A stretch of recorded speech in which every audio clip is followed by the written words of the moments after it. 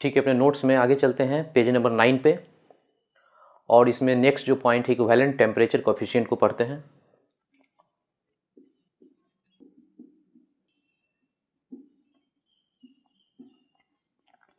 हम लोग देखे थे रेसिस्टेंस जब पढ़े थे तो उसमें देखे थे कि रेसिस्टेंस कैसे डिपेंड करता है टेम्परेचर पे। तो उसका एक फार्मूला पढ़े थे, R2 बराबर R1 1 plus alpha T2 minus T1 delta T भी बोल सकते हैं।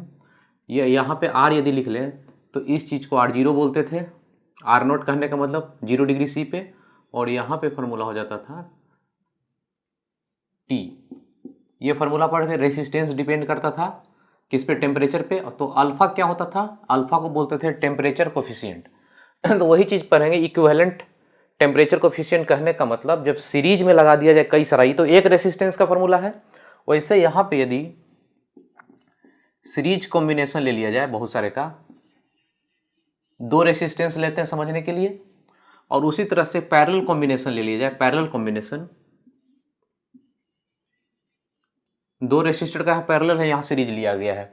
यहाँ मान लेते हैं कि इसका रेसिस्टेंस 0 डिग्री सी पे, सपोज कीजिए कि इसका टेम्परेचर कोफिशिएंट अल्फा 1 है और इसका टेम्परेचर कोफिशिएंट अल्फा 2 है। हो सकता है कॉपर का बना हो या एल्युमिनियम का बना हो, सबका टेम्परेचर कोफिशिएंट जो अल्फा अलग अलग होगा मटेरियल का। तो मान लेते हैं इसका अल्फा 1 है, इसका अल्फा 2 है, वैसे यहाँ भी अल्फा 1 और अल्फा 2 मान लेते हैं। तो हमको बताना है कि यहाँ पे जब सीरीज में लगा दिया जाए दो रेसिस्टेंस को, अब जैसे जैसे हीट इसको किया जाए, गर्म किया जाए दोनों को, तो गर्म करने से यानी कि टेम्परेचर को बदलने से रेसिस्टेंस बदलेगा। तो ये दोनों रेसिस्टेंस जब बदलने लगेगा तो इक्विवेलेंट टेम्परेचर कोफिशिएंट कितना होगा, अल्फा इक्विवेलेंट लगा दीजिए यहाँ पे कि कितना होगा इन दोनों का। सीरीज में लगा दिए तो अल्फा इक्विवेलेंट कितना होगा, ये क्वेश्चन है। तो मान लेते हैं कि 0 डिग्री सी पे इसका जो रेसिस्टेंस है R01 बोल दीजिए पहला के लिए, R0 2 बोलिए, R0 R2 सब क्या है, ये सब R0 हम लोग क्या या बोलते थे, टेम्परेचर कितना पे रहता था, ये टेम्परेचर 0 डिग्री सी पे रेसिस्टेंस रहता था। तो यहाँ पे मान लेते हैं कि R0 1 है, यहाँ पे R0 2 है। ठीक वैसे ही 0 डिग्री सी पे R0 1 R0 2 मान लीजिए। तो यहाँ पे जो टेम्परेचर कोफिशिएंट का इक्विवेलेंट का फार्मूला आता है अल्फा इक्विवेलेंट टेम्परेचर कोफिशिएंट, इसका डायरेक्ट फार्मूला है।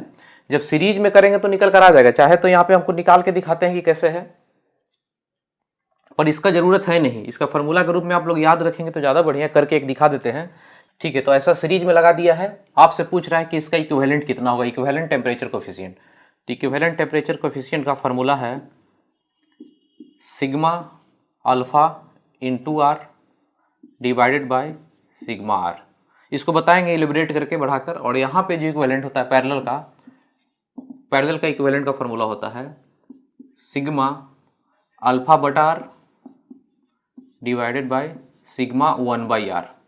अब देखिए इसको आगे बढ़ाते हैं इस फार्मूला को, सिग्मा अल्फा आर, सिग्मा मतलब तो जोड़ना है अल्फा आर।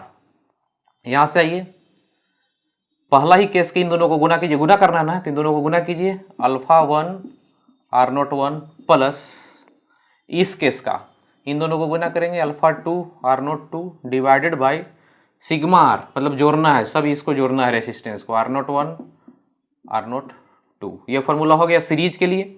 और पैरेलल के लिए फार्मूला कितना हो जाएगा यहाँ पे, अल्फा बाई आर, यानी अल्फा बटा आर कीजिए, अल्फा 1 बाई R0 1, यहाँ पे क्या करेंगे alpha 2 by R0 2 divided by 1 by R है, तो 1 by R0 1 plus 1 by R0 2। तो ये दोनों फार्मूला आप लोग याद रखिएगा तो क्वेश्चन आसानी से बनेगा। ये तब क्वेश्चन पूछेगा जब इक्विवेलेंट टेम्परेचर कोफिशिएंट पूछा जाए कि इसका अलग है, इसका अलग है, और भी रेसिस्टेंस लगा हुआ हो सकता है। तो ये वाला फार्मूला ध्यान रखेंगे, इस तरह से बढ़ेंगे हम लोग। जैसे सपोज कीजिए कि इसमें आपको ये बोले कि इसका टेम्परेचर कोफिशिएंट ये है, इसका ये है। जैसे जैसे टेम्परेचर बढ़ाते हैं, हम लोग क्या जानते हैं कि जैसे जैसे टेम्परेचर बढ़ाते हैं वैसे वैसे रेसिस्टेंस ज़्यादा हो जाता है, क्योंकि ये इक्वेशन आता था ना, ये ग्राफ आता था स्ट्रेट लाइन का इक्वेशन भी है। आपसे क्वेश्चन ये बोल रहा है कि टेम्परेचर बढ़ाने से ये बढ़ता है रेसिस्टेंस, लेकिन क्वेश्चन ये है कि बढ़ता नहीं, ऐसा है क्वेश्चन कि कांस्टेंट हो जाता है। सपोज कीजिए कि रेसिस्टेंस ये कांस्टेंट हो जाता है, टेम्परेचर तो आप बढ़ा रहे हैं लेकिन रेसिस्टेंस ये चीज़ कांस्टेंट हो गया है, बदल रहा है नहीं, ये कांस्टेंट हो गया है। इसका मतलब है कि अल्फा कितना हो गया होगा 0। ये अल्फा 0 होते ही ये टर्म खत्म, ये कितना बच गया R0 तो कांस्टेंट हो गया ना, R बराबर R0 बोले यानी कांस्टेंट। तो कभी भी ऐसा क्वेश्चन बोले कि टेम्परेचर तो बदलते जा रहे हैं पर रेसिस्टेंस नहीं बदल रहा है। जैसे इस केस में शुरू में 0 डिग्री से पे रेसिस्टेंस, ये दोनों को जोड़ दें तो इक्विवेलेंट निकल जाएगा।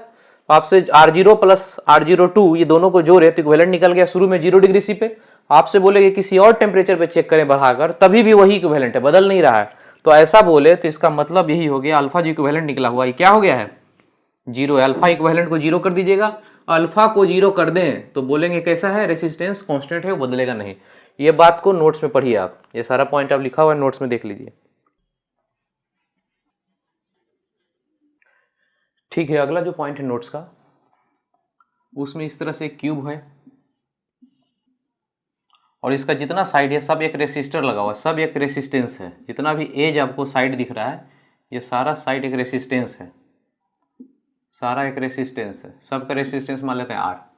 तो इसमें पूछा जाता है कि डायगोनल के क्रॉस कितना होगा, लॉन्गेस्ट डायगोनल ये हो गया। तो इसमें अलग अलग केस है, आपको या इसको ड्राइव नहीं करना है, टाइम लगेगा आपको ड्राइव करने में, किरचॉफ्स लॉ से किया जाता है, किरचॉफ्स लॉ भी पढ़ेंगे, लेकिन आपको बस खाली याद रखना है इसको।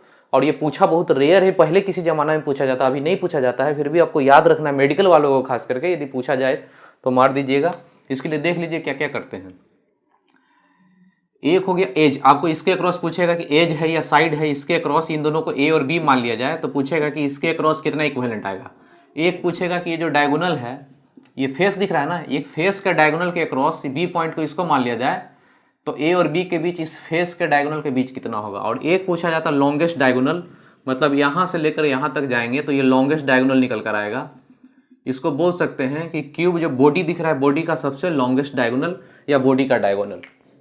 जैसे आप जिस रूम में बैठ के आप पढ़ रहे हैं उस रूम का जो लॉन्गेस्ट डायगोनल कौन सा होगा, उस रूम को आप देखेंगे एक कॉर्नर से ठीक अपोजिट वाला दूसरा कॉर्नर, तो ये सबसे लॉन्गेस्ट डायगोनल हो गया, इसको बॉडी का डायगोनल बोल सकते हैं। तो 3 जगह पे पूछा जाता है आपसे। ये हो गया एज, एज के क्रॉस कितना इक्विवेलेंट आएगा, ये हो गया फेस, फेस डायगोनल, ये हो गया फेस का डायगोनल, और ये हो गया पूरा का पूरा लॉन्गेस्ट डायगोनल, इसी को बोला जाता है बॉडी का डायगोनल या लॉन्गेस्ट डायगोनल। तो 3 तरह का चीज है जो पूछा जाता है या पढ़ना है, एक एज के क्रॉस, एक फेस डायगोनल और एक बॉडी का डायगोनल। तो इसके लिए रटने के लिए एक सिंपल सा यहाँ पे बता रहे हैं, इसे रट जाइएगा।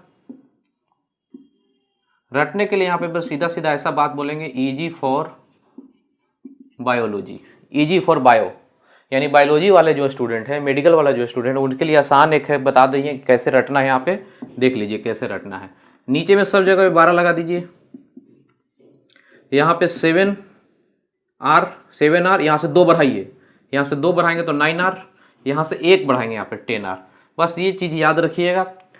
ईजी फॉर बायो मतलब ये हो गया, ई हो गया, ई का मतलब हो गया एज के क्रॉस, एफ हो गया फेस के क्रॉस, बी हो गया बॉडी का जो डायगोनल है उसके क्रॉस। ईजी फॉर बायो यानी बायोलॉजी वालों के लिए याद रखना बहुत आसान हो गया। नीचे में 12 12 12, यहाँ 7, यहाँ से 2 बढ़ाएंगे 9, यहाँ से 1 बढ़ाएंगे 10। तो ये चीज़ याद रखिएगा, ये पूछेगा नहीं, या मान के चलिए कि नहीं ही पूछेगा, ये सब पूछा नहीं जाता है। ये किसी जमाने में ऐसा पढ़ना था, HC वर्मा के बुक में, NCERT में सब जगह पे पॉइंट मिलता है, पर अब ये नहीं पूछेगा, इतना कॉमन हो गया कि इसको नहीं पूछता है। फिर भी आप देख लीजिए एग्जाम से पहले एक बार इसको देख के जाइएगा।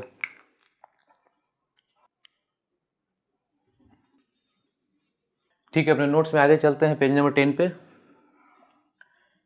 एक कैपेसिटर ले लिए, कैपेसिटर ले लिए, इसमें अलग अलग डाइलेक्ट्रिक को डाल दिए। ये कैपेसिटर का प्लेट है, अलग अलग डाइलेक्ट्रिक को ले लिए, 3 डाइलेक्ट्रिक, इसका थिकनेस D1 D2 D3। तो हम ऐसे ऐसे डाइलेक्ट्रिक को डाले हैं तो इसको क्या बोलेंगे, ये सीरीज कॉम्बिनेशन ले लिए। अब इसी का पैरेलल ले लेते हैं, ये हो गया कैपेसिटर, इसमें अलग अलग ये डाइलेक्ट्रिक अलग अलग तीनों ले लिए, और इसका मान लेते हैं कि ये एरिया A1 A2 A3 है। तो ये हो गया पैरेलल कॉम्बिनेशन डाइलेक्ट्रिक का, ये सीरीज कॉम्बिनेशन, ये पैरेलल। ये कैपेसिटर में हम लोग को पढ़ना है, आप लोगों में से जो लोग मेरा लेक्चर देखे होंगे उसमें ये सब कुछ जानते होंगे आप लोग। तो ये हो गया कैपेसिटर का। तो इसका रिजल्ट बताइए कैसा आता था। इसका रिजल्ट आता था इक्विवेलेंट, इसका पूरा का पूरा, इन तीनों को हटा के के इक्विवेलेंट लिखना हो तो इसके लिए फार्मूला आता था, तीनों जोड़िए, D1 + D2 + D3 बटा के इक्विवेलेंट बराबर D1 बटा K1 D2 बटा K2, ऐसे करके फार्मूला आता था। D1/K1 D2/K2 ऐसे ही करके जितना भी रहेगा यहाँ पे सीरीज में लगा हुआ सब सीरीज में जोड़ते जाएंगे, जितना लेंथ रहेगा सब लेंथ हो यहाँ बटा के इक्विवेलेंट। तो यहाँ से इन सब के बदला के इक्विवेलेंट एक डाइलेक्ट्रिक कांस्टेंट का इक्विवेलेंट कितना होता है उसका फॉर्मूला था। ये पैरेलल है, पैरेलल का फॉर्मूला होता था एरिया, एरिया के फॉर्म में था एरिया इंटू के इक्विवेलेंट बराबर A1 K1 A2 K2 plus वैसे ही जितना भी पैरेलल में लगा रहेगा इस सब पैरेलल में जोड़ देंगे। तो ये दोनों तरीका था सीरीज का पैरेलल का इक्विवेलेंट डाइलेक्ट्रिक कांस्टेंट लिखने का। ये कैसे फार्मूला आता है, क्या आता है, जब आप कैपेसिटर पढ़ेंगे तो कुछ नहीं, सीरीज का फार्मूला लगाएंगे कैपेसिटर का, उसको सॉल्व करके निकलता है। तो याद करने के लिए आपको वहां भी बोले थे, अभी भी बोल रहे हैं, इसको याद रखिएगा सीरीज का पैरेलल का। ये डाइलेक्ट्रिक का जो फार्मूला आया हुआ है सेम फार्मूला यहाँ पे हम लोग को अपने चैप्टर में यहाँ पे आएगा। देखिए कंडक्टिविटी, कंडक्टिविटी को इलेक्ट्रिकल कंडक्टिविटी भी बोल सकते हैं, क्योंकि अभी हम लोग करंट इलेक्ट्रिसिटी चल रहा है। तो इस कंडक्टिविटी सिग्मा को, रो को क्या बोलते थे, रो को रेसिस्टिविटी, और रेसिस्टिविटी का उल्टा 1/सिग्मा होता था कंडक्टिविटी। तो सिर्फ कंडक्टिविटी बोली या इलेक्ट्रिकल कंडक्टिविटी बोल सकते हैं। तो सीरीज का केस ले लेते हैं, सीरीज का, सीरीज में ऐसे करके ले लेते हैं 2-3 अलग अलग, इसका सिग्मा 1 सिग्मा 2 सिग्मा 3 और सबका लेंथ अलग अलग ले लीजिए। और उसी तरह से ऐसा पैरेलल में ले लेते हैं सिग्मा 1 सिग्मा 2 सिग्मा 3, ये एरिया A1 A2 A3। अभी इसका इक्विवेलेंट सिग्मा चाहिए, तो बिल्कुल यही फार्मूला काम करेगा जो डाइलेक्ट्रिक का काम करता है, सेम फार्मूला यही हो गया। तो सीरीज में है तो सबका लेंथ जोड़िए L1 plus L2 plus L3 divided by sigma equivalent, या सिर्फ सिग्मा लिखिए, इसका इक्विवेलेंट निकालना है तो सिग्मा लिखते हैं बराबर लेंथ बटा सिग्मा लिखें तो यहाँ भी लेंथ बाई सिग्मा लिखेंगे, L1 by sigma 1 L2 by sigma 2, ऐसे ही करके जोड़ते जाएंगे। यहाँ पे आ जाइए, एरिया के फॉर्म में है तो एरिया का फॉर्म में फार्मूला इधर था ही, सेम फार्मूला यहाँ पे लगेगा। यहाँ पे हो गया एरिया टोटल इंटू सिग्मा बराबर A1 sigma 1 A1 sigma 1 A2 sigma 2, ऐसे ही करके इसका भी फार्मूला होगा। तो ये हो गया कंडक्टिविटी इलेक्ट्रिकल, करंट इलेक्ट्रिसिटी वाला। अब थर्मल कंडक्टिविटी भी पढ़ना है हीट चैप्टर में। यदि हीट चैप्टर में जाएं तो यहाँ पे देखिएगा इस तरह से रहेगा, सीरीज में 2 ले लेते हैं थर्मल, K1 K2 होता है thermal conductivity constant K1 K2, और ये हो गया लेंथ L1 L2। तो इसमें भी सेम फार्मूला इक्विवेलेंट का लगाएंगे, और ये पैरेलल का केस हो गया K1 K2 area A1 A2। तो यहाँ पे फार्मूला हो जाएगा नेट जो थर्मल कंडक्टिविटी है उसका इक्विवेलेंट, ये हो गया इलेक्ट्रिकल कंडक्टिविटी, ये हो गया थर्मल कंडक्टिविटी, इसका जो नेट फार्मूला हो गया यही फार्मूला हो गया L1 plus L2 divided by K, L1 by K1 L2 by K2। Same formula यहाँ भी हो जाएगा जैसा ये फार्मूला है, A इंटू K बराबर A1 K1 A2 K2, ऐसा करके फार्मूला। तो यहाँ पे देखिए 3 चीज पूरे फिजिक्स में है जो सिमिलर टाइप का आपको पढ़ना है। एक हो गया कैपेसिटर में डाइलेक्ट्रिक का जो फार्मूला होता है सीरीज पैरेलल, कैपेसिटर के अंदर में जो डाइलेक्ट्रिक डालते हैं उसका सीरीज और पैरेलल का फार्मूला, वही फार्मूला कंडक्टिविटी का फार्मूला चला जाता है, वही फार्मूला हीट में थर्मल कंडक्टिविटी में चला जाता है। फार्मूला को यदि भूलते हैं तो याद करने के लिए यहाँ पे बस इतना बोल सकते हैं कि कैपेसिटी का फार्मूला होता है epsilon not A by D, capacitance का, इनटू डाइलेक्ट्रिक डालने से K। तो एप्सिलॉन नॉट तो कांस्टेंट है, इसको हटा लीजिए। एप्सिलॉन नॉट को यदि हटा लेते हैं तो देखिए कैसे ही फार्मूला याद रखना है। K और D में जो रिलेशन है बटा वाला फार्मूला है, D और K बटा का फॉर्म में आना चाहिए। यहाँ पे देखिए D और K बटा में है, और एरिया के साथ जब बनेगा तो गुना बन जाएगा, एरिया इंटू K। यहाँ पे देखिए एरिया इंटू K बना है, एरिया इंटू K बना है। तो ये फार्मूला बस याद रखना ये कि इसमें कहीं बटा तो एरिया नहीं ना होता है, तो उसके लिए सिर्फ यहाँ पे एरिया होता है तो K से गुना, और D होता है तो बटा में। K ऊपर यहाँ है लेकिन फार्मूला में यहाँ K नीचे है, क्योंकि सीरीज का जब फार्मूला लगाएंगे तो ये नीचे चला जाएगा। यहाँ पे आइए, यहाँ पे रेसिस्टेंस का फार्मूला होता था रो L बाई A, लेकिन रो को सिग्मा में कन्वर्ट करें सिग्मा के फॉर्म में, ये सिग्मा के फॉर्म में, तो 1/सिग्मा होता था।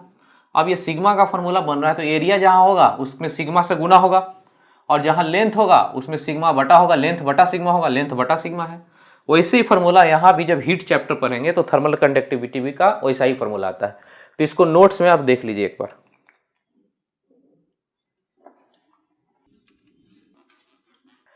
ठीक है, अब हम लोग क्वेश्चन स्टार्ट करेंगे। अपने बुकलेट में पेज नंबर 10 पे जाइए, क्वेश्चन नंबर 16 जेई मेन 2010 का क्वेश्चन है। इस क्वेश्चन को नीट का जो प्रिपरेशन करते हैं आप लोग, इंपॉर्टेंट का मार्क लगा लीजिए। ये क्वेश्चन पूछने का पूरा चांस है। इंपॉर्टेंट का इसको मार्क लगाइए। वीडियो पॉज कीजिए और खुद से सॉल्व करने का कोशिश कीजिए।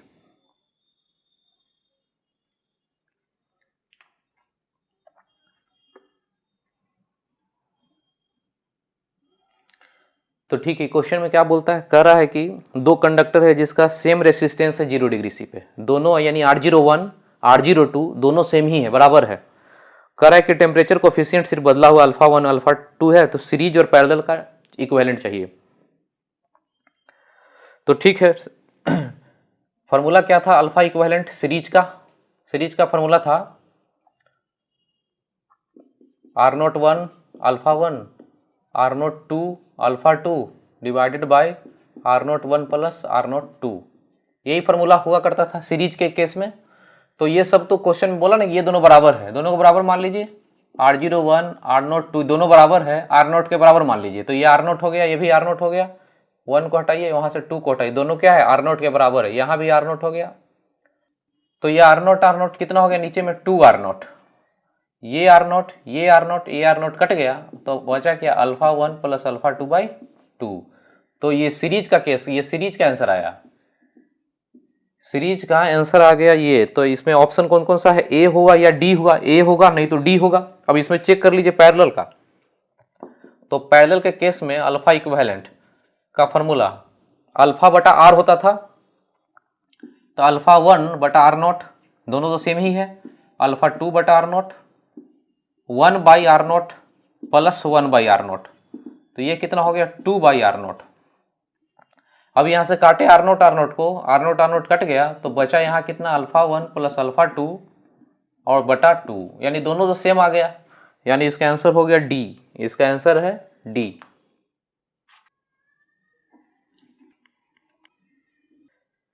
ठीक है, नेक्स्ट क्वेश्चन करेंगे, पेज नंबर 16 का क्वेश्चन नंबर 19।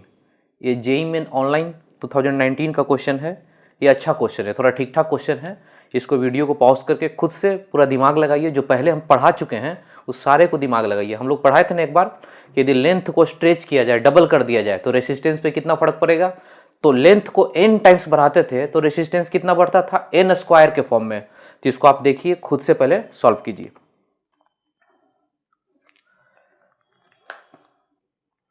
देखिए क्वेश्चन में बोलता है कि एक वायर है जिसका रेसिस्टेंस 3 ओम है, यानी शुरू में रेसिस्टेंस 3 ओम है, कोई भी वायर है ये, उसका 3 ओम है। अब कह रहा है कि इसको डबल कर दिया गया, इसके लेंथ को खींच करके दुगना कर दिया गया है। तो हम लोग ये चीज़ पढ़ चुके हैं कि रेसिस्टेंस प्रोपोर्शनल टू लेंथ का स्क्वायर, लेंथ को दुगना कर दिया जाए, डबल कर दिया जाए लेंथ का स्क्वायर को, तो ये हो जाएगा, बाहर निकल जाए कितना 2 का स्क्वायर, 2 का स्क्वायर यानी 4 L², तो कितना टाइम्स बढ़ गया, 4 गुना बढ़ जाएगा। जो नया रेसिस्टेंस आएगा R डैश, वो पहले वाले से कितना 4 गुना, 4 से गुना हो जाएगा, तो 4 × 3 कितना हो जाएगा 12 ओम। जो नया रेसिस्टेंस होगा ये, पहले ये है तो अब ये हो जाएगा। तो हम लोग ये भी देखे थे और हम लोग पहले पढ़े तो ये भी पढ़े थे कि लेंथ को खींच करके स्ट्रेच करके n टाइम्स कर दिया जाए तो रेसिस्टेंस में कितना फर्क पड़ता था, n² × R, कितना n का स्क्वायर। तो डबल कर दें इसको, n को क्या किएगा डबल, तो 2 का स्क्वायर हो गया 4R, रेसिस्टेंस 4 गुना हो जाएगा। तो R की जगह कितना 3 है ना, 3 डालेंगे तो 12, यहाँ से भी हम लोग देख सकते हैं और यहाँ से भी देख सकते हैं, दोनों तरीके से कितना आता है 12 आता है। तो देखिए क्वेश्चन में क्या बोलता है कि रेसिस्टेंस 3 था, अब जो नया रेसिस्टेंस हो गया है 12 हो गया, 4 गुना बढ़ गया है इतना। अब इसको क्या बोलता है, new wire is bent end to end join a circle. अब कह रहा है कि इसको बना दिया गया एक सर्किल की तरह, अब इसको एक सर्किल बना दिया गया, इसका रेसिस्टेंस कितना है, टोटल का टोटल 12 ओम है। अब कह रहा है कि if the 2 points on this circle make an angle 60 degree at the centre. कह रहा है कि सेंटर पे 2 पॉइंट एक लेते हैं, यहाँ पे 2 पॉइंट लेते हैं, जो सेंटर पे जाके कितना एंगल बनाए 60 डिग्री। ठीक, the equivalent resistance between these 2 point. कह रहा है कि इन दोनों पॉइंट के बीच, इसको ए मान लीजिए, इसको बी मान लीजिए, इन दोनों के बीच इक्विवेलेंट। तो हम लोग कर चुके हैं, अपने नोट्स में पढ़ चुके हैं। इतना दूर का रेसिस्टेंस मान लेते हैं R1 है और इतना दूर का रेसिस्टेंस R2 है, निकालना जानते हैं।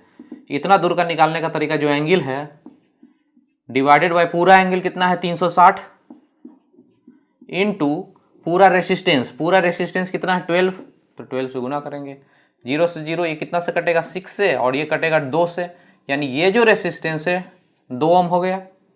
अभी पूरा कितना था, पूरा था 12, तो 2 ये हो गया, तो बाकी कितना बच गया 10 ओम। अब 10 है 2 है, दोनों पैरेलल में लग गया है ना, ए और बी के बीच में, नीचे हो गया ये हो गया 2 और ऊपर हो गया 10। अब ये दोनों पैरेलल में है तो इक्विवेलेंट आर ए बी बोलिए या इक्विवेलेंट बोलिए, दोनों पैरेलल का फार्मूला 2 इंटू 10 बाय, दोनों को जोड़ेंगे 12, यानी कि आंसर जो आया 5/3, यानी आंसर इसका हो गया बी। तो देखिए अच्छा क्वेश्चन में से ये है, बहुत हार्ड क्वेश्चन नहीं है पर ठीक ठाक है, कॉन्सेप्चुअल क्वेश्चन है। इसमें दो कंसेप्ट का इस्तेमाल हुआ है, इसको खींच कर डबल करते हैं उस कंसेप्ट का इस्तेमाल हुआ है, और सर्किल वाले कंसेप्ट का इस्तेमाल हुआ है। इसका आंसर बी। नेक्स्ट क्वेश्चन करते हैं अपने बुकलेट का पेज नंबर 18 का question number 39, JEE main online 2019 का क्वेश्चन है, खुद से ट्राई कीजिए। करा एक वायर है 18 ओम इसका रेसिस्टेंस है, इसको बेंड करके इसी को इक्विलैटरल ट्रायंगल बना दिया गया है। इक्विलैटरल ट्रायंगल में तीनों साइड बराबर होता है, इसका मतलब जो 18 ओम है 6 6 6 सब जगह पे 6 6 ओम हो गया। अब आपसे क्वेश्चन बोलता है कि then resistance between any two vertices of triangle, तो कोई भी दो वर्टिसेस के बीच, मान लेते हैं ये पॉइंट ए हो गया और ये पॉइंट बी हो गया, इन दोनों के बीच इक्विवेलेंट चाहिए। इन दोनों में इक्विवेलेंट लगाया गया तो ये हो गया क्या सीरीज, ये दोनों क्या हो गया सीरीज ना। यहाँ से करंट गया और करंट ऐसे आएगा ना, यहाँ से सपोज कीजिए करंट जा रहा है, ऐसे करके वायर मान लीजिए ऐसे करंट जा रहा है, यहाँ से निकलेगा तो करंट दो भाग में बटेगा, इधर और इधर। तो ये करंट जो जाएगा वही करंट इसमें भी जाएगा, रास्ता है नहीं इस करंट को कहीं जाने का।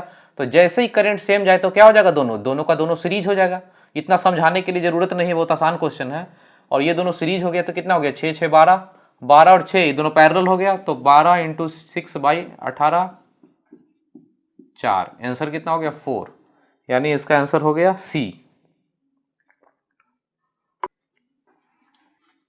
ठीक है, नेक्स्ट क्वेश्चन करते हैं पेज नंबर 15 का क्वेश्चन नंबर 16, ये भी जेईई मेन ऑनलाइन 2019 का क्वेश्चन है, आप खुद से पहले ट्राई कीजिए।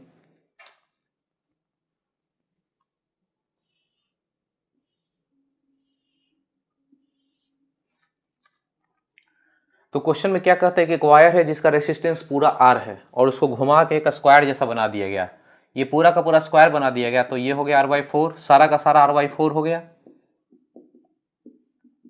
अब कहता है कि इसका एक मिड पॉइंट है, यहाँ है मिड पॉइंट है, इसको ई नाम दे दिया है और इसका नाम सी दे दिया है। इन दोनों के बीच इक्विवेलेंट चाहिए। क्वेश्चन में देखिए लिया हुआ है इक्विवेलेंट या effective resistance between E and C. तो इसका आधा आधा कर लीजिए, r/4 था तो ये हो गया r/8 और ये हो गया r/8। अब इन दोनों के पॉइंट के बीच चाहिए, तो यहाँ से करंट जाएगा, दो भाग में टूटेगा, ये करंट ऐसे होकर जाएगा, ये सारा का सारा सीरीज बन जाएगा, ये और इतना जो पार्ट है, क्योंकि करंट ऐसे ही नहीं चलेगा, करंट ऐसे चलकर जाएगा। देखिए हम सीरीज और पैरेलल को पकड़ने के लिए क्या अंतर था दोनों में, सीरीज में सेम करंट और पैरेलल में सेम वोल्टेज। तो जिसमें सेम करंट है सारा का सारा सीरीज होगा। तो यहाँ पे कहीं भी कोई क्वेश्चन और ढेर सारा ब्रांच लगा हो तो यहाँ से करंट जाने दीजिए, और करंट जैसे ही जाएगा जितना भी ब्रांच में जाएगा वो सारा का सारा सीरीज होगा।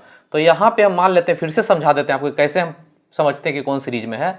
यहाँ से और यहाँ से मान लीजिए कि इन दोनों के बीच में एक बैटरी लगा हुआ था, तो बैटरी करंट को भेजा, ये करंट यहाँ पे पहुंचा तो इसके पास दो रास्ता जाने का, तो कुछ इधर गया कुछ इधर गया। अब यहाँ से चला तो वही करंट इधर गया, वही करंट इधर गया, वही करंट इधर गया, यही करंट यहाँ आया और ये वाला दोनों मिलकर यहाँ से वापस निकल गया। तो यहाँ वाले ब्रांच में देखिए इसमें सेम करंट, इसमें सेम करंट, इसमें सेम करंट, तीनों सीरीज, और ये जो करंट जा रहा तो वो भी तो जा रहा है ना, यानी ये भी सीरीज, इसके साथ ये भी सीरीज। तो अभी हमको इक्विवेलेंट मान लेते निकालना हो, हमको ई और सी के बीच इक्विवेलेंट निकालना, तो ये हो गया r/8 उसका आधा और ये r/8। तो सॉल्व करेंगे तो ये सब को जोड़ दीजिए और इसके साथ पैरेलल बना दीजिए। तो टाइम तो आपको लगेगा थोड़ा कैलकुलेशन करने में, तो कैलकुलेशन को आसान बनाने के लिए देखिए बताते हैं कि कैसे आसान बनाया जाए, ऐसे नहीं बनाना है। सॉल्व करने के लिए तो आप सॉल्व कर ही लेते हैं, पर आसानी से कैसे करें वो थोड़ा थोड़ा सीखिए मेरे से। ये पॉइंट अपना ई है और ये पॉइंट सी है, पूरा रेसिस्टेंस कितना बोला गया आर।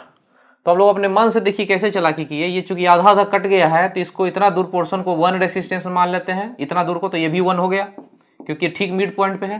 पूरा कितना हो गया 2, तो ये भी 2 होगा, और ये 2 और ये 2, 6 और 2 8, यानी जो R है उसके जगह पे अपने मन से हम लोग कितना मान चुके हैं, उसके जगह पे मान ले कि 8 है ओम। ये समझिए कैसे चालाकी की, कितना आसान आप बना सकते हैं। उसी क्वेश्चन को आप अपने मन से कितना आसान बना सकते हैं। तो हम लोग R नहीं माने, R की जगह कितना मान लिया 8, यानी 2 2 4 2 6 और ये 2 8 हो गया। अब ये चूंकि बीच बीच में है, चूंकि इसका पूरा मिड पॉइंट है, तो इतना दूर से यहीं से स्टार्ट लेते, इतना दूर को 1 मानेंगे तो ये भी 1 हो जाएगा। अब यहां से जोड़कर बताएंगे पूरा 8। अब जैसे इक्विवेलेंट निकालेंगे R इक्विवेलेंट, तो ये तीनों तो क्या था, 1 2 3 और ये वाला सब मिला के सीरीज था, तो 2 4 6 1 7 सीरीज हो गया। और उसके साथ ये क्या बनाएगा, पैरेलल।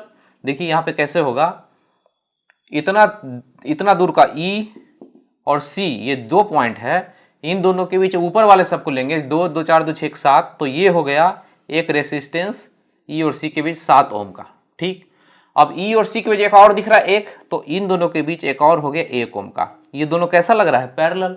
तो ये दोनों 7 और 1 का पैरेलल का डायरेक्ट फार्मूला 7 × 1 और 7 1 जोड़ेंगे तो 8, यानी आंसर 7/8 आना चाहिए। तब जब R अब कितना चुन चुके हैं, R जब 8 चुने हैं तब आंसर ऐसा आना चाहिए। तो ऑप्शन में डालिए R बराबर 8 और चेक कीजिए 7/8, यानी डिनोमिनेटर में 8 आना चाहिए, ऊपर में 7 आना चाहिए। तो ऊपर में 7 का बस एक ही आंसर है, ऑप्शन सी, और किसी भी ऑप्शन में 7 नहीं है। तो अब ऑप्शन सी को चेक कर लेते हैं। ऑप्शन सी में दिया हुआ है 7/64R, और R की जगह कितना चुनना है, R की जगह 8 से जैसे चुने 7/8 आंसर आ गया। और किसी में ऑप्शन नहीं आएगा, चेक कर लीजिए, जो मर्जी वो चेक कीजिए, 7 का तो कोई टर्म आएगा ही नहीं, किसी ऑप्शन में है ही नहीं। तो कौन सा आंसर हो गया हमारा, सी। तो ये देखिए कैसे सीखे, यहाँ पे जो टफ बन रहा था उसको आसान बनाने के लिए यहाँ 1 माने, जो कि पहले वाले जो मेथड से चलते तो R/8 ये होता। हम लोग ऐसा नहीं कि इसको 1 माने और उसी अकॉर्डिंग सब कुछ कर दिए। तो देखिए यहाँ पे कैसे हुआ है, इसको समझने का कोशिश कीजिए। ऐसा स्ट्राइक कर जाएगा तो टाइम सेव होगा, नहीं स्ट्राइक करेगा तो R मान के आपको बनाना पड़ेगा, टाइम लगेगा आपको। नेक्स्ट क्वेश्चन करेंगे, पेज नंबर 36 का क्वेश्चन नंबर 17, AIPMT मेडिकल 2015 का क्वेश्चन है। वीडियो पॉज कीजिए, पहले खुद से ट्राई कीजिए।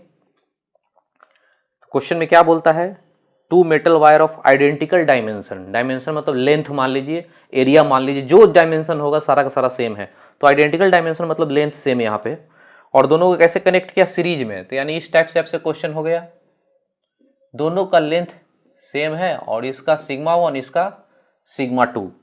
अभी कह रहा है कि इफेक्टिव कंडक्टिविटी या इक्विवेलेंट कंडक्टिविटी। तो सीरीज का फॉर्मूला आपको बता चुके हैं कि सीरीज में कैसे करते हैं फॉर्मूला, अभी भी देखे थे हम लोग। लेंथ तो दोनों सेम है, चाहे तो 1 1 मान सकते, LL मान सकते हैं।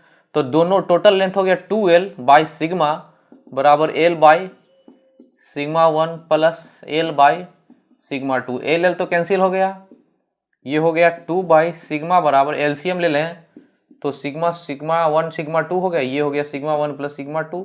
इसीलिए यहाँ से सिग्मा बराबर ये चीज गया इधर ऊपर 2 σ1 σ2, ये सिग्मा इधर गया, ये चीज नीचे आया σ1 प्लस σ2। ये आंसर कौन सा हो गया, ये आंसर अपना हो गया सी, ये आंसर सी हो गया। ठीक है,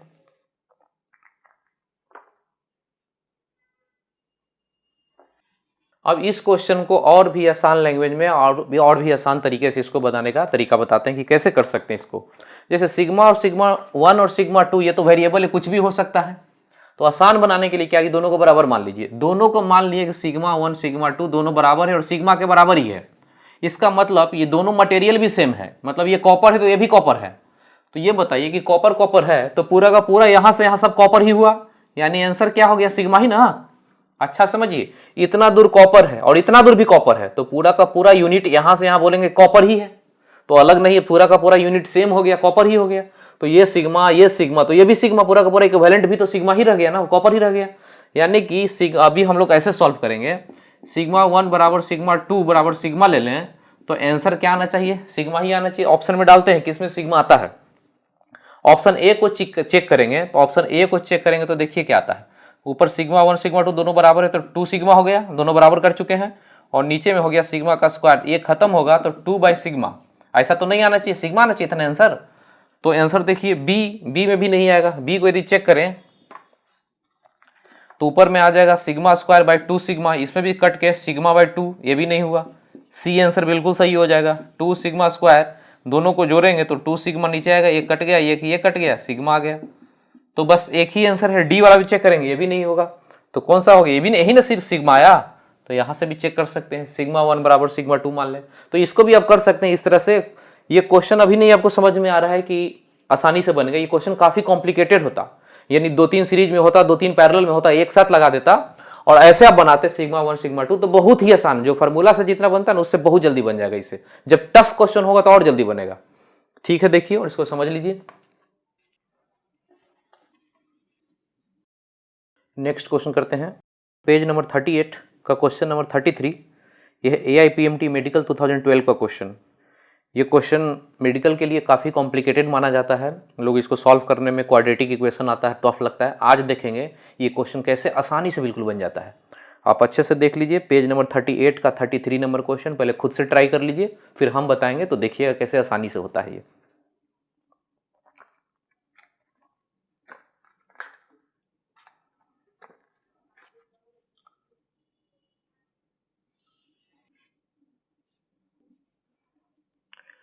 देखिए क्वेश्चन में बोल रहा है कि एक वायर है जिसका रेसिस्टेंस दिया हुआ है 12 ओम है और इसी को घुमाकर पूरा का पूरा एक सर्किल बना दिया गया है। ठीक, अब कह रहा है कि ए और बी का पॉइंट का पता कीजिए। तो पता करेंगे तो या तो एंगल आपसे पूछता कि ये एंगल कितना होगा, ये नहीं पूछा तो ये लेंथ पूछेगा। तो आपसे यही पूछा है कि ये लेंथ और ये लेंथ, ये दोनों लेंथ है, ये कितना दूर होगा, ये कितना दूर होगा, ये निकल जाए दोनों, तो इसका रेशियो पूछा है कि इन दोनों लेंथ का रेशियो ऑप्शन में देखिए कैसे दिया हुआ, L1/L2 के फॉर्म में, यानी ये दोनों लेंथ का रेशियो कितना होगा, इस तरह से कि अभी इन दोनों पॉइंट के बीच इक्विवेलेंट जो आएगा वो लास्ट में कितना दिया हुआ है कि दिस पॉइंट के बीच 8/3 ओम, यानी इसका कुछ, जैसे टोटल कितना था 12 ओम, तो इसका कुछ ओम आएगा, इसका कुछ ओम आएगा, तो इन दोनों का जो इक्विवेलेंट आएगा, क्वेश्चन में ये बोल रहा है कि RAB जो इक्विवेलेंट आएगा वो है 8/3 ओम, इतना हो जाना चाहिए, क्योंकि पूरा का पूरा तो रेसिस्टेंस ही है, 12 ओम है, तो इधर कुछ होगा इधर कुछ होगा, तो इक्विवेलेंट इतना आ जाना चाहिए। तो हमसे रेसिस्टेंस नहीं चाहिए इतना दूर का, हमको लेंथ चाहिए कि लेंथ का रेशियो क्या होगा, ऐसा करके क्वेश्चन है। ठीक है, इसको प्रोसेस से पहले बनाते हैं, फिर एलिमिनेशन से आपको सिखाएंगे कि एलिमिनेट कैसे करते हैं ऑप्शन को। एलिमिनेशन को सीखना बहुत जरूरी है क्योंकि टाइम आपका सेव करेगा, लेकिन पहले जनरल तरीका से बताते हैं। लेकिन जनरल तरीका जो सब जगह सॉल्यूशन इसका अवेलेबल है, सब जगह क्वाड्रेटिक इक्वेशन आता है, उससे हम लोग बचेंगे, क्वाड्रेटिक इक्वेशन तक पहुंचने का नौबत नहीं आएगा। देखिएगा आएगा तो इसे सॉल्व कर लेंगे, बहुत टफ नहीं होता है। तो यहाँ पे एक चीज हम लोग जानते हैं कि रेसिस्टेंस का फॉर्मूला होता है ρL/A, यही ना, लेंथ चाहिए तो लेंथ के लिए तो इसी से रिलेशन करना पड़ेगा, रेसिस्टेंस पर ρL/A। पूरे वायर में देखिए, पूरे वायर का क्रॉस सेक्शन सेम है, सेम ही वायर है, ए सेम हो गया, रो यानी जो कॉपर है वही पूरा कॉपर, जो वायर था 12 ओम का उसी को ना घुमाए हैं, तो रो भी सबका सेम है, यहाँ वहाँ एरिया भी सेम है, तो ये दोनों को नहीं लिखेंगे, ये दोनों को 1 मान लेंगे हम लोग, यानी कि रेसिस्टेंस बराबर लेंथ, यानी जो लेंथ है वो रेसिस्टेंस है, जो रेसिस्टेंस है वो लेंथ है। देखिए कैसे आसानी करना शुरू कर दे, कहां से क्वेश्चन आसानी से ट्विस्ट करता है, कहां से हम लोग चेंज कर सकते हैं। रो और एरिया सबको मान लिए 1, जो देखिए कोई चीज वेरी करे, बदले, इतना दूर का देखिए लेंथ अलग है, इतना दूर का लेंथ अलग है, तो लेंथ को हम लोग फॉर्म में, लेंथ के फॉर्म में कर रहे हैं काम, लेकिन एरिया और रो तो सबका सेम है, तो उसको छोड़ दीजिए, 1 मान लीजिए, जो सेम है उसको 1 मानिए। अब यहां पे देखिए जो लेंथ है वो रेसिस्टेंस है, जो रेसिस्टेंस है वो लेंथ है, तो शुरू करते हैं काम। इतना दूर का लेंथ, इतना दूर का जो लेंथ L1 है उसको x मान लें, तो पूरा का पूरा लेंथ कितना होना चाहिए, पूरा का पूरा लेंथ वही होगा जो रेसिस्टेंस है, वही ना लेंथ मान रहे हैं, जो रेसिस्टेंस वो लेंथ है, तो 12। तो यहां पे देखिए इतना दूर को x माने तो इतना दूर कितना हो जाएगा, 12 - x, 12 - x।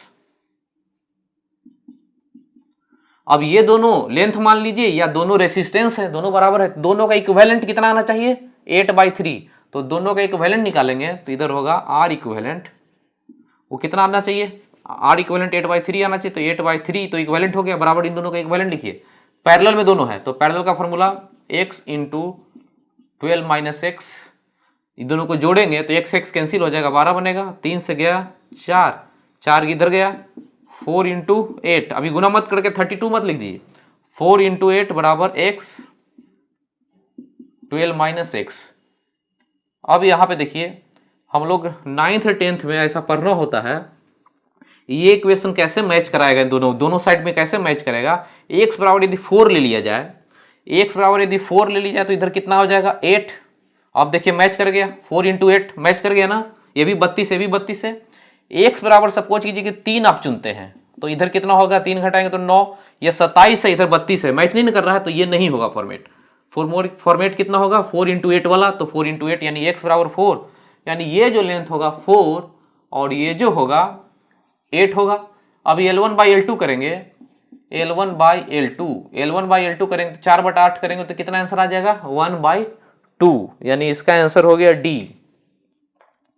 ठीक है, तो ये एक मेथड हुआ जिसको बोलते हैं प्रोसेस से बनाना। इसमें भी क्वाड्रेटिक इक्वेशन यहां बनता, लेकिन उसको बचा लिए बनाने से। कैसे बनाए देख लीजिए, अपने मन से यहां 4 चुने तो यहां पे कैसे हुआ। ठीक है, अब हम इसको एलिमिनेशन मेथड से देखिए कैसे सॉल्व करते हैं। इसी क्वेश्चन को दूसरा मेथड से, एलिमिनेशन से या शॉर्टकट से कैसे बनाते हैं वो देखते हैं। ऑप्शन पहले लिख लेते हैं, कौन कौन सा ऑप्शन दिया हुआ है। पहला ऑप्शन दिया हुआ है L1/L2। ठीक है, अभी देखिए जो रेसिस्टेंस है वो लेंथ है, लेंथ कितना है 12, रेसिस्टेंस कितना है तो 12 ही। इन दोनों का इक्विवेलेंट कितना है 8/3 आना चाहिए। ठीक, अब देखिए सारे ऑप्शन में लेंथ के फॉर्म में दिया हुआ है, यानी लेंथ को जोड़े L1 L2 तो जोड़ के कितना आना चाहिए, L1 + L2 जोड़े तो ये दोनों जोड़ के इतना आना चाहिए 12 आना चाहिए टोटल।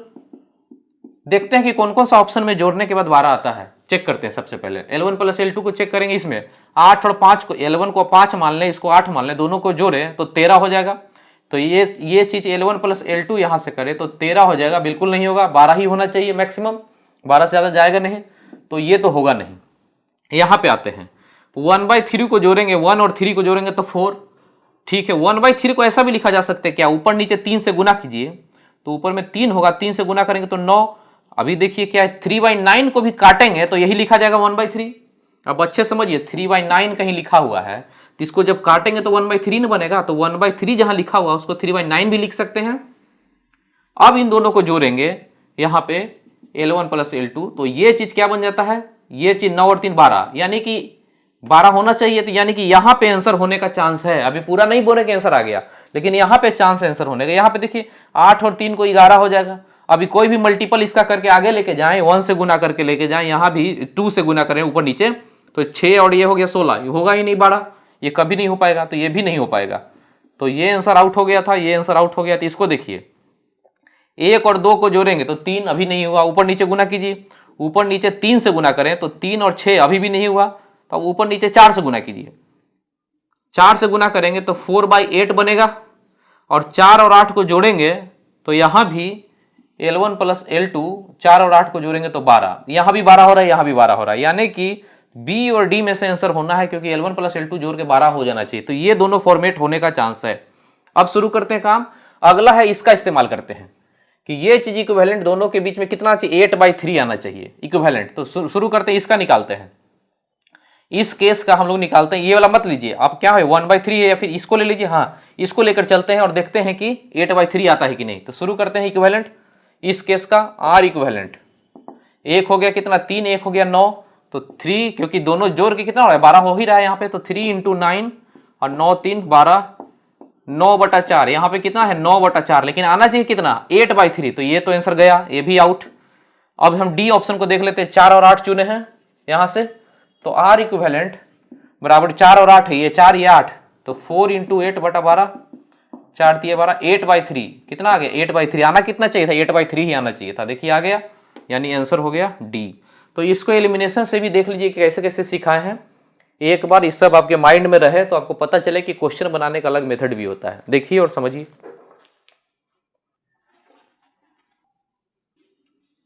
ठीक है, अपने नोट्स में आगे चलते हैं। पेज नंबर 10 पे किरचॉफ्स लॉ है, उसको देखते हैं और समझते हैं। किरचॉफ्स लॉ में 2 नियम है, एक है जंक्शन लॉ। जंक्शन लॉ को पहले समझ लेते हैं, फिर लूप लॉ। इसका 2 नियम है किरचॉफ्स का, एक जंक्शन का नियम और दूसरा है लूप लॉ। तो पहले जंक्शन लॉ को देखते हैं। कुछ नहीं, बहुत सिंपल सा है। इसमें यह बोला जाता है कि जैसे कोई पॉइंट है, क्वेश्चन में ये बोला जाता है कि किसी पॉइंट की तरफ आने वाला करंट, मान लेते हैं I1 है या I2 है, और बाहर निकलने वाला करंट I3, I4, I5 कुछ भी हो सकता है। तो ये जो जंक्शन का नियम बोलता है कि ये जो जंक्शन है इस पे जितना करंट आएगा, जोड़ेंगे इन दोनों को, आने वाला टोटल करंट को जोड़ दीजिए और इस जंक्शन से बाहर जाने वाले टोटल करंट को जोड़ दीजिए, इतना बराबर होना चाहिए। कंजर्वेशन होना चाहिए, कंजर्व होना चाहिए करंट। तो बोलता है कि इस जंक्शन पे जितना आएगा उतना ही करंट बाहर जाएगा, यानी सबको जोड़ेंगे तो इधर होगा I1 प्लस I2 बराबर बाहर निकलने वाला current I3 plus I4 plus I5 जोड़ के। और ये किस पे बेस्ड है? कंजर्वेशन ऑफ चार्ज, क्योंकि इधर जितना चार्ज आएगा, जैसे इस पॉइंट पे देखिए जो चार्ज आएगा Q1 Q2, तो यहाँ से जो बाहर निकलेगा चार्ज, ये तीनों चार्ज को जोड़ेंगे तो इतना ही के बराबर होना चाहिए, Q1 प्लस Q2 के बराबर होना चाहिए। तो कंजर्वेशन ऑफ चार्ज है, क्योंकि Q1 का डिफरेंशिएशन करेंगे dQ बाई dt क्या होता है? यही तो करंट बन जाता ना है। तो ये दोनों जो चार्ज है एक्चुअली में इसी का डिफरेंशिएशन करने से ये क्या बन जाता था? करंट। Q1 का I1, Q2 का I2 बनता था, वैसे ही Q3 Q4 Q5 होगा।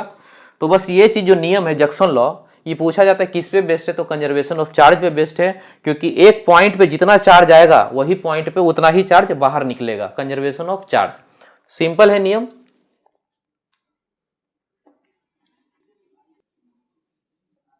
दूसरा देखिए लूप लॉ, ठीक है। किरचॉफ्स का जो दूसरा नियम है लूप लॉ है, नाम ही है लूप का नियम, कुछ लूप होगा लगा हुआ। तो इसमें एक एग्जाम्पल करके पहले हम बना लेते हैं डायग्राम, फिर आपको बताते हैं क्या है लूप लॉ, जो डायग्राम नोट्स में बना हुआ है, आप भी नोट्स में देखिए।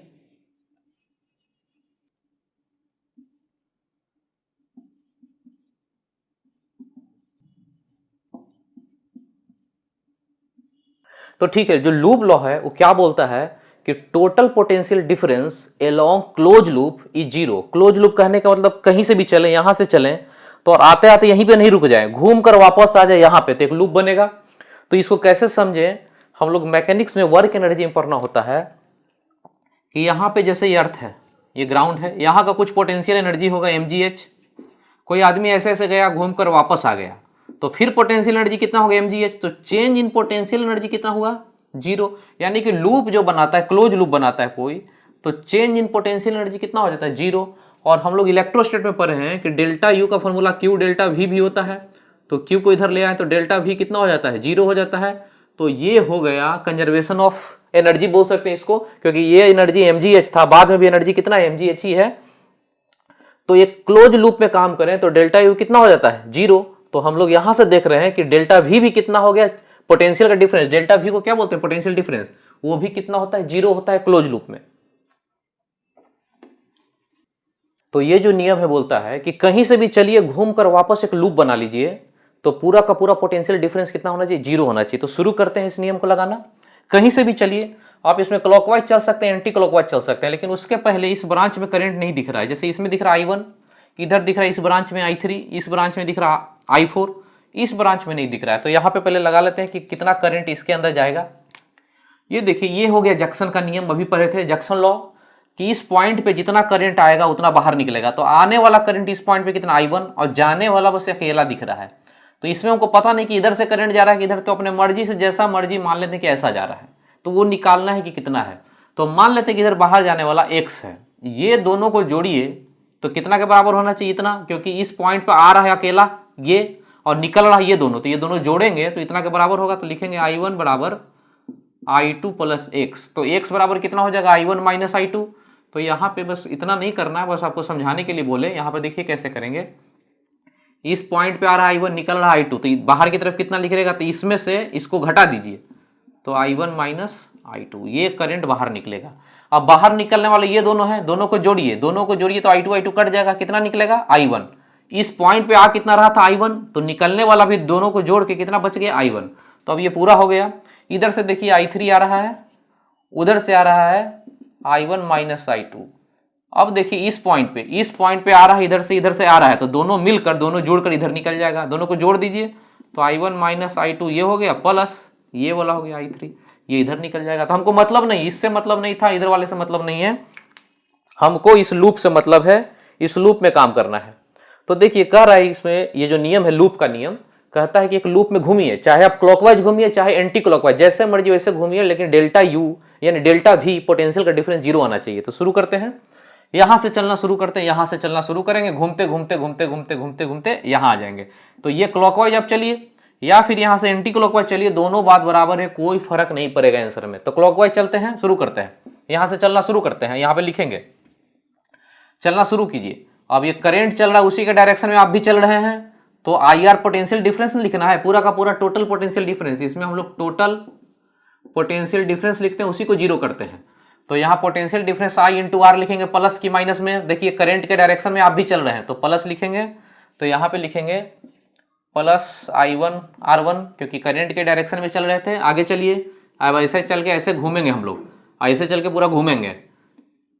चलिए शुरू कीजिए, यहाँ पे चले गए, आगे बढ़िए। अब करंट जा रहा है उसी के डायरेक्शन में हम भी चल रहे हैं अभी, तो फिर से इन दोनों का गुना कीजिए आई आर प्लस में, यानी plus I1 minus I2 into R2 कर लिए। अब आगे बढ़िए, ऐसे चले चले लूप में आगे बढ़ रहे हैं। अब ये बैटरी आ गया, बैटरी में करंट को नहीं देखते हैं, जब रेसिस्टेंस लिखेंगे तब करंट को देखते हैं। पहले इसमें आ जाइए, ऐसे चलते हुए आ गया तो कौन सा डंडा मिला, छोटा डंडा, ये तो माइनस वाला होता है ना, तो माइनस E1 लिखे, आगे चले। अब इस रेसिस्टेंस का बारी है, तो करंट तो ऐसे चल रहा है, करंट ऐसे चल रहा है, हम लोग ऐसे चल रहे हैं, करंट का उल्टा चल रहे हैं, तो माइनस के साथ लिखेंगे माइनस I3 R3। आगे बढ़िए, अब चल रहे फिर ऐसे चल रहे हैं, यानी करंट के डायरेक्शन में ही चल रहे हैं। आई आर को लिखना है तो प्लस में लिखेंगे, प्लस I4 R4। अब ऊपर बढ़ेंगे, अभी बैटरी आ गया, बैटरी में बड़ा डंडा है, ये तो प्लस वाला डंडा होता है, तो प्लस का साइन लिखेंगे, प्लस E2। अब हम पहुंच गए वापस, यहां से चले थे यहीं पे, तो पोटेंशियल डिफरेंस कितना होना चाहिए, टोटल पूरा का पूरा लिखते जा रहे हैं, लिखते जा रहे हैं, लिखते यहाँ पहुंच गए तो जीरो आना चाहिए। टोटल का टोटल पोटेंशियल डिफरेंस मिला के कितना हो जाना चाहिए, डेल्टा V कितना हो जाना चाहिए, जीरो। तो इतना सब पोटेंशियल डिफरेंस लिखा गया, इसी को बराबर जीरो कर दीजिए। तो देख लीजिए, ये है लूप लॉ। हमको लगता है कि आसानी से समझ में आ गया होगा, इतना टफ नहीं है, बस कुछ नहीं, टोटल पोटेंशियल डिफरेंस को कितना कर देना है, जीरो। यहां से चल रहे हैं तो घूम कर वापस आ जाइए, पोटेंशियल डिफरेंस जीरो, यानी जितना आप लिखे हैं लास्ट में उसको जीरो लिख दीजिए, ठीक है।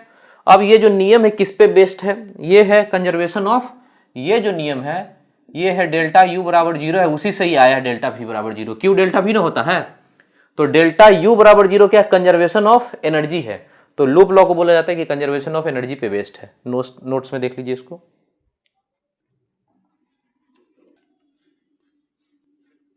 ठीक है, अपने नोट्स में नेक्स्ट पेज पे जाइए। व्हीटस्टोन ब्रिज को हम लोग समझते हैं कि क्या है।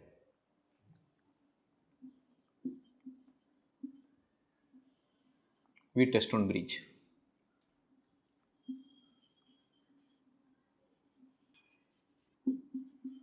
इस तरह का जो स्ट्रक्चर है जिसमें कि टोटल 5 रेसिस्टेंस लगा हुआ है, तो इसको व्हीटस्टोन ब्रिज बोलते हैं।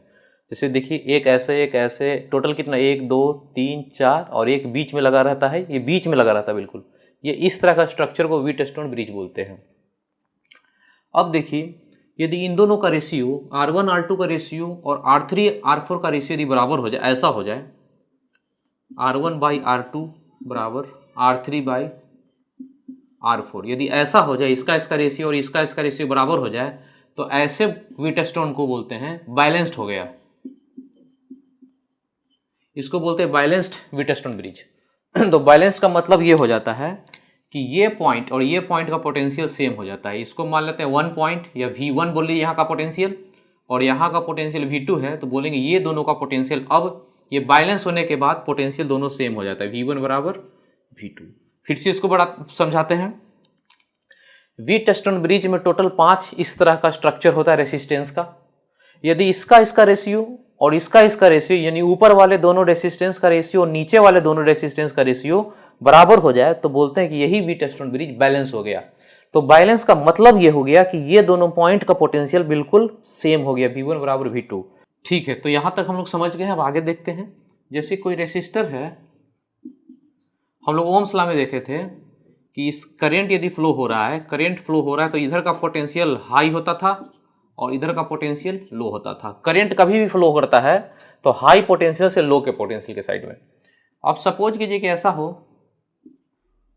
ये रेसिस्टर हो, यहां भी 10 वोल्ट हो और यहां भी 10 वोल्ट हो, यानी ये दोनों सेम पोटेंशियल पे हो, सेम पोटेंशियल दोनों का हो, तो करंट नहीं फ्लो करेगा। अब इसमें करंट को फ्लो करने के लिए एक तरफ हाई और एक तरफ लो होना ही पड़ेगा, और करंट का डायरेक्शन होगा हाई से लो के डायरेक्शन में करंट फ्लो करता है। लेकिन जब दोनों का पोटेंशियल सेम हो तो बोलेंगे इसमें कोई करंट फ्लो नहीं करेगा। और जैसे ही करंट नहीं फ्लो करे तो रेसिस्टर को तोड़ के हटा देना है, रेसिस्टर को रहने से कोई फायदा नहीं। तो हमेशा ध्यान रखिएगा, जैसे ही किसी ब्रांच में करंट यदि जीरो हो जाए, आगे के लिए बता रहे हैं, बहुत काम का चीज है, जैसे ही किसी ब्रांच में करंट नहीं फ्लो करे तो उस ब्रांच में रेसिस्टर को रहने मत दीजिए, उस ब्रांच को तोड़कर हटा देना है। इसी चीज को यहां पे अप्लाई करते हैं। अब चूंकि वीटस्टोन ये बैलेंस है, बैलेंस है मतलब इसका रेशियो सेम है, मतलब ये दोनों का पोटेंशियल क्या हो गया, बराबर। ये दोनों का पोटेंशियल यदि सेम हो गया मतलब कि इसमें कोई भी करंट का फ्लो नहीं होगा। करंट का फ्लो नहीं होगा तो इसको बीच वाले ब्रांच को रहने से कोई फायदा नहीं, इसको तोड़ के हटा देंगे। इस रेसिस्टर से करंट का फ्लो हो ही नहीं रहा है। जो करंट ऐसे जा रहा है इधर से निकल जा रहा है, जो करंट नीचे से जा रहा है इधर से निकल जा रहा है, तो बीच वाले ब्रांच को रहने से कोई फायदा नहीं। अब देखिए इस केस में आपको इक्विवेलेंट निकालना हो रेसिस्टर, ये पॉइंट ए दे दीजिए नाम, ये पॉइंट बी, इक्विवेलेंट चाहिए। तो ये दोनों क्या हो जाएगा, ये दोनों सीरीज, क्योंकि ऐसे करंट जाएगा ऐसे चला जाएगा, और फिर ये दोनों सीरीज। अब ये दोनों पैरेलल, तो पैरेलल का फॉर्मूला लगा देंगे। इसका एक एग्जांपल करते हैं, समझते हैं।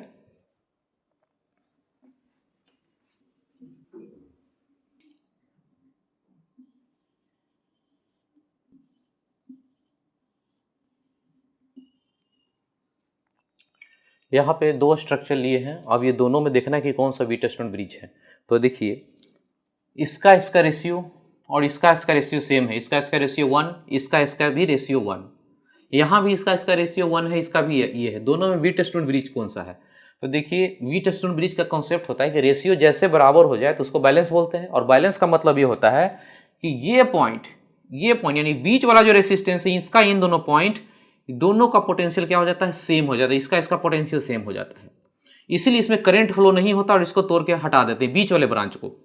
यहाँ पे देखिए रेसिस्टर ऐसे लगा हॉरिजॉन्टल, ये वर्टिकल वाला ब्रांच है, और इसमें कैसे लगा, हॉरिजॉन्टल में लगा हुआ है। तो ये दोनों पोटेंशियल सेम होता है, इसीलिए इसको तोड़कर खत्म कर देते हैं, हटा देते हैं। ये वीटस्टोन ब्रिज है, ये नहीं है, इसलिए क्योंकि यहाँ पे जैसे करंट जो जाएगा ये इधर से निकल जाएगा, जो करंट जाएगा इधर से निकल जाएगा, बीच वाले ब्रांच में करंट जाएगा ही नहीं, इसमें करंट जीरो होगा। लेकिन यहाँ पे करंट जीरो इसलिए होगा कि दोनों का पोटेंशियल सेम है। लेकिन इसमें जब करंट यहाँ से चला, इसके पास 3 रास्ता है चलने का। किरचॉफ्स का जंक्शन का नियम आता है ना, जंक्शन लॉ, उसमें यहाँ से जैसे ही करंट गए इस पॉइंट पे, तो यहाँ पे 3 रास्ता इसको जाने का, तो बीच वाला रास्ता से करंट बिल्कुल जाएगा। तो यहाँ का पोटेंशियल और यहाँ का पोटेंशियल सेम नहीं है, क्योंकि इन दोनों के बीच में क्या लगा रहता है, ऐसे करके बैटरी एक लगा रहेगा। तो ये जो है टर्मिनल बड़ा वाला वो यहाँ पे लगा हुआ है, छोटा वाला टर्मिनल यहाँ पे लगा हुआ है। तो ये दोनों स्वयं पोटेंशियल पे नहीं ना है, अलग अलग दोनों का पोटेंशियल है, पोटेंशियल डिफरेंस है 10 वोल्ट का, दोनों में अलग अलग है। तो यहाँ तो करंट फ्लो हो गया। तो फिर से इसको समझिए, तो इस केस में दोनों का पोटेंशियल सेम था, लेकिन इस केस में दोनों पॉइंट का पोटेंशियल सेम नहीं है, करंट का फ्लो होगा तो इसको नहीं हटा सकते। लेकिन इसमें वर्टिकल वाला जो ब्रांच था इसको हटा सकते हैं यहाँ से। तो ये वीटस्टोन ब्रिज है, ये वीटस्टोन ब्रिज नहीं है। अब देखिए बीच से हट गया, तो अब इक्विवेलेंट इसका कितना है, तो ये हो गया आर सीरीज में 2R, और ये भी क्या हो गया 2R है, ऊपर नीचे है 2R पैरेलल में, तो उतना बटा 2 करेंगे तो R हो गया। तो यहाँ पे याद रखिएगा इस तरह का स्ट्रक्चर हो जिसमें 5 रेसिस्टेंस लगा हो, R R R R और ये भी R, ये 5, तो उसका आंसर जो आता है उसका आंसर आता है R इक्विवेलेंट। ये भी याद रखिएगा आप लोग, तो ज्यादा आसानी से होगा कि 5 रेसिस्टर लगा हो तो इसके इक्विवेलेंट R आता है।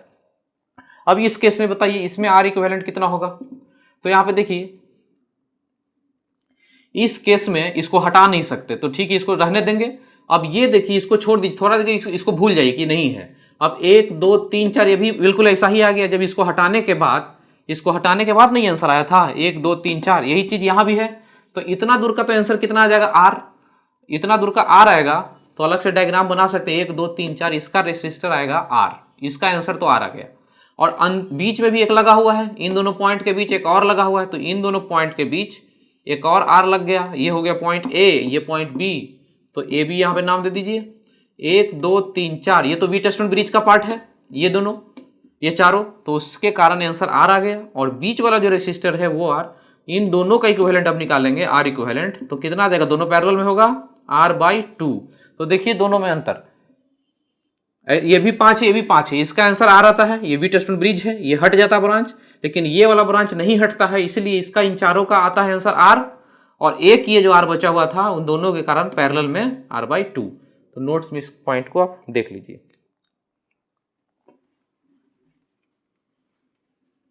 अब नोट्स में देखिएगा आगे भी इसका अदर फॉर्म है वीटस्टोन ब्रिज का, सारा तो कॉन्सेप्ट वही रहेगा कि रेशियो बराबर हो जाए तो बीच को हटा देते हैं।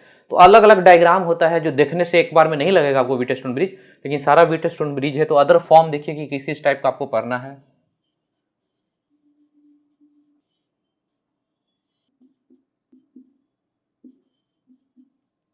ये भी व्हीटस्टोन ब्रिज है। देखिए कितना लगा हो, टोटल 5 होगा, 1 2 3 4 5, 5 टोटल रेसिस्टर है। तो इस तरह का कॉम्बिनेशन भी व्हीटस्टोन ब्रिज है।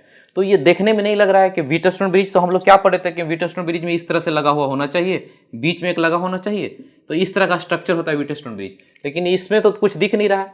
तो अपने नोट्स में जब आगे देखेंगे तो अपने नोट्स में पॉइंट लोकेशन, नेक्स्ट पेज पे, पेज नंबर 12 पे जाइएगा तो पॉइंट लोकेशन टेक्निक है, वहां बिल्कुल ये समझ में आ जाएगा कि कैसे व्हीटस्टोन ब्रिज बनता है। अभी बस यहाँ पे जानना है कि ये भी स्ट्रक्चर जिसमें 3 ऐसे लगा हुआ हो लाइन में और एक ऊपर एक नीचे लगा हो, तो इस तरह का स्ट्रक्चर होता है व्हीटस्टोन ब्रिज। फिलहाल अभी के लिए जान लीजिए, बाद में डिटेल में आपको अगला जब पेज पे चलेंगे तो करवा देंगे।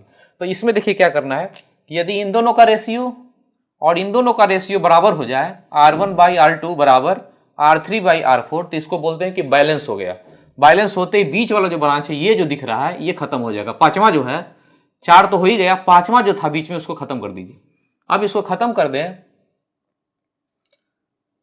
तो देखिए ये दोनों क्या हुआ, करंट यहां से चला तो 2 रास्ता में, एक इधर बटा, तो इधर का करंट गया, इधर से होकर निकल गए, यानी कि जो करंट इसमें जो जाएगा वही करंट इसमें जाएगा, यानी ये दोनों सीरीज हो गया।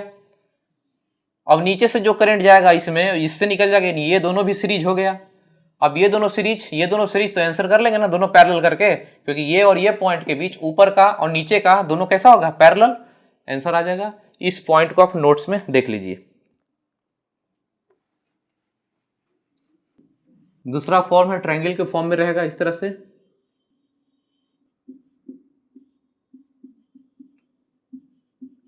इस तरह का जो स्ट्रक्चर है कि ट्रायंगल जैसा दिखेगा। टोटल कितना यहाँ पे देखिए, 1 2 3 4 और 5, यहाँ भी 5 दिख रहा है। तो इस तरह का स्ट्रक्चर भी व्हीटस्टोन ब्रिज है। ये देखने में नहीं लग रहा है, तो देखिए कैसे करते हैं। एक्चुअली ये सारा कुछ वायर है, तो इस वायर को, ये भी वायर दिख रहा है, तो वायर जैसे है, कोई भी वायर हो, कोई भी वायर जैसे हो, उसको आगे पीछे घुमा सकते हैं, इधर उधर कर सकते हैं। तो इस वायर को, जो बी पार्ट है, इसको घुमा के इधर कर लीजिए। तो ये पार्ट को यदि घुमा के कर लें तो ऐसे बन जाएगा ये चीज, ये हो गया बी। पहले ऐसा था, इसको उल्टा कर दिए, यहां पे बना लिए। अब जो इतना जो पार्ट बच रहा है, ये वाला पार्ट और ये वाला पार्ट, ये हो गया। ये दोनों पेन से समझिए, ये पार्ट, इसको पहले ऊपर कर लेंगे, ऊपर करके इधर बना लेंगे। इसका मतलब कि ये जो पार्ट है पहले ऐसे था, इसको ऊपर करके इधर साइड में बना लेंगे। ये R1 साइड इधर आ गया, और ये जो साइड था कैसे बन गया, देखिए मिरर जैसा हो गया। इसको मिरर मान लेंगे, तो मिरर मान लेंगे, पहले ऊपर गया, ऊपर गया, फिर ऊपर गया, ऐसे चला गया। तो ये चीज R3 है जो ऐसे बन जाएगा, ये वाला, और ये जो पार्ट है बाहर निकल जाएगा, और ये चीज खत्म हो जाएगा। ये बीच वाले को उठा के इधर कर दिए, और यहां वाला जो था वायर, इसको उठा के इधर कर दिए। कहीं भी वायर को उठा सकते हैं, ये तो वायर ही नहीं चल रहा है, करंट इलेक्ट्रिसिटी में वायर के बारे में पढ़ना है, तो उठा के कर सकते हैं। अब देखिए इसका रेशियो और इसका रेशियो बराबर हो जाए तो बोलेंगे कि व्हीटस्टोन बैलेंस हो गया। बैलेंस होते ही इसको बीच वाले को हटा लीजिए, तो ये भी व्हीटस्टोन ब्रिज ही हो गया।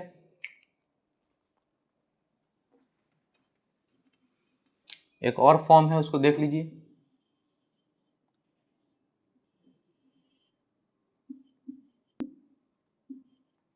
इस तरह का स्ट्रक्चर भी व्हीटस्टोन ब्रिज है। अब इसको देखिएगा, ऊपर में रहेगा 3 लगा हुआ, नीचे से भी 3, और बीच बीच में लगा हुआ ये सब, ये भी हो गया आपको व्हीटस्टोन ब्रिज। तो इसको कैसे समझना है, इसका रेशियो और इसका रेशियो देखिए सेम हो जाए तो बोलेंगे कि बैलेंस है।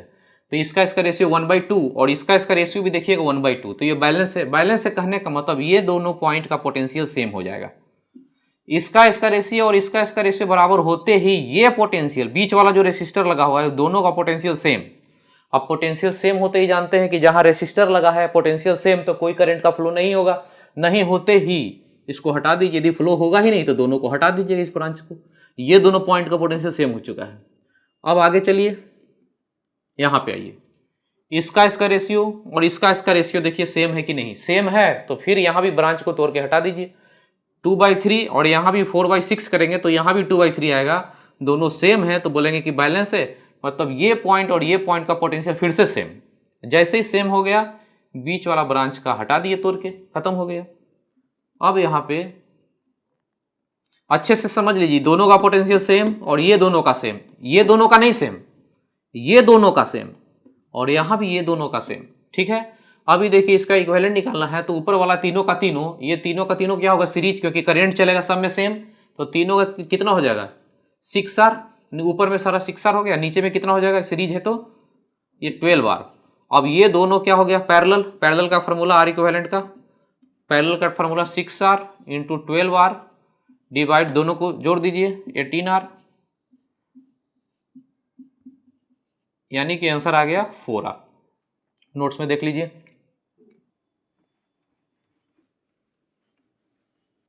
नोट्स में एक दो एग्जांपल है, उसको देखते हैं, समझते हैं।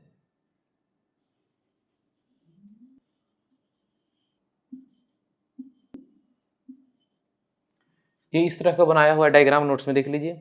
अब चाहिए हमको ए और बी के बीच में इक्विवेलेंट रेसिस्टेंस। तो देखिए कहाँ पे व्हीटस्टोन ब्रिज है, ढूंढिए।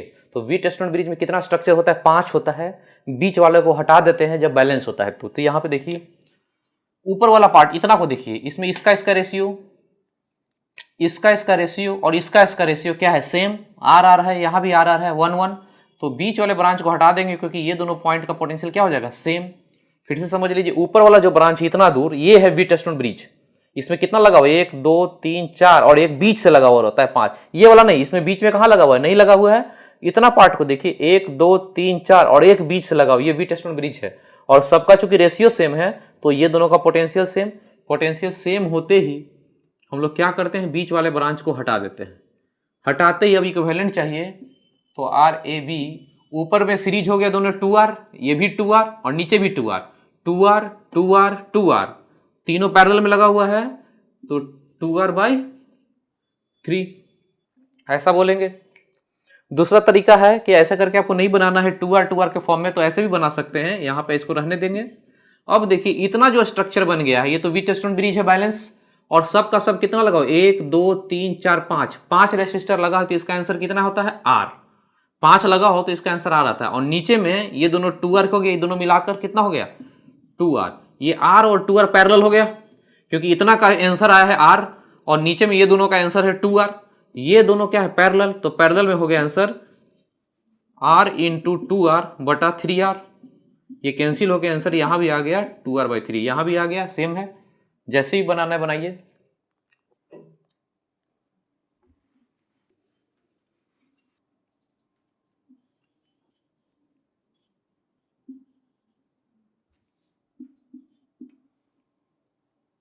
नोट्स में देखिए एग्जांपल है जिसमें ये resistance R 2R 4R, sorry यहाँ पे क्या है, यहाँ पे 2R है 4R है, यहाँ पे जो भी है 6R है।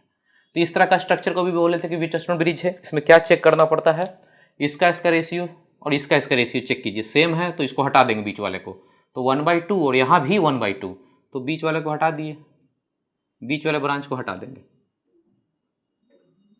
अब देखिए ऊपर वाला ये दोनों सीरीज और नीचे वाला ये दोनों सीरीज और ये दोनों पैरेलल, तो ये कितना हो जाएगा 3R, और नीचे का 6R, ये दोनों पैरेलल हो गया, तो आंसर हो गया 3R इंटू 6R/9R, और 3 से कटेगा 2R, यानी इसका आंसर हो गया 2R।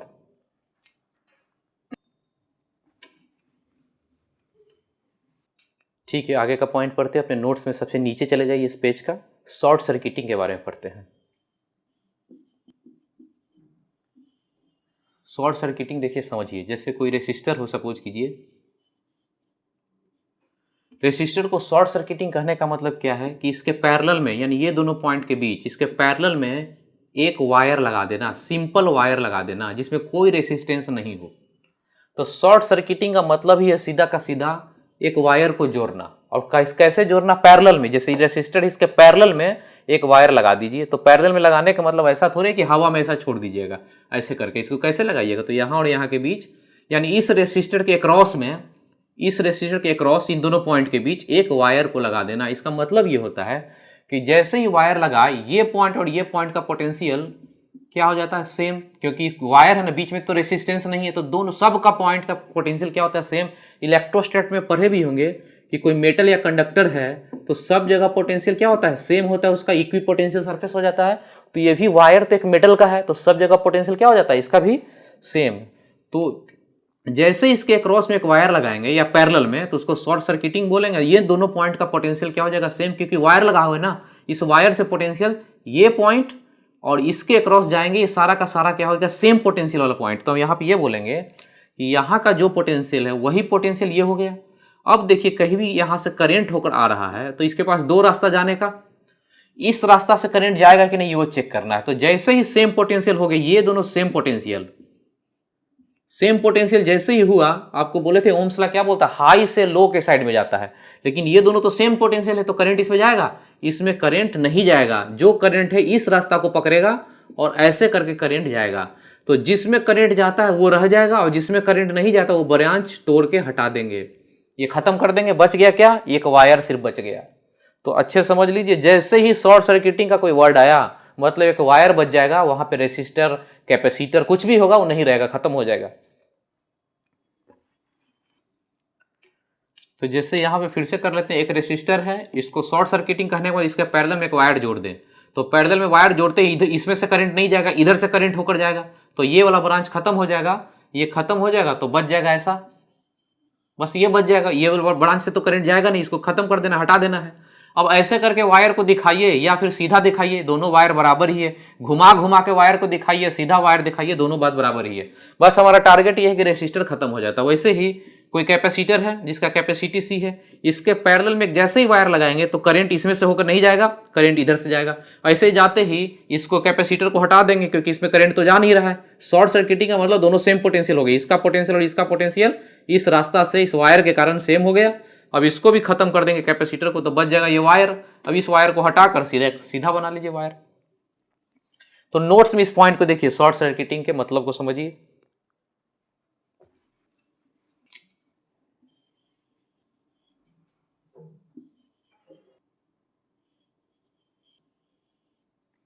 अब देखिए दो डायग्राम लिए हैं, दोनों में और शॉर्ट सर्किटिंग को अच्छे से समझते हैं। ये दोनों पॉइंट के बीच एक वायर लगा दिया, वायर लगाते ही करंट इसमें नहीं जाएगा, करंट ऊपर ऊपर निकल जाएगा। इसका मतलब बीच वाले ब्रांच में जाएगा नहीं, तो इस बीच वाले ब्रांच को हटा लिए, इस रेसिस्टर को तोड़कर निकाल दिए, ये बच गया बस वायर। यहाँ पे आइए, ये पॉइंट और ये पॉइंट को सर्किट से, इसको भी शॉर्ट सर्किटिंग वायर से जोड़ दिया गया। तो क्या करें, ये बीच वाले ब्रांच को खत्म कर दें ऐसे। ये खत्म करते ही ये जो रेसिस्टर है ये तो हवा में लटक गया। ऐसा नहीं करना है कि बीच में ही हवा में लटक जाए, ऐसे कैसे रहेगा ये वायर। तो यहां पे समझ लीजिए डायग्राम फिर से,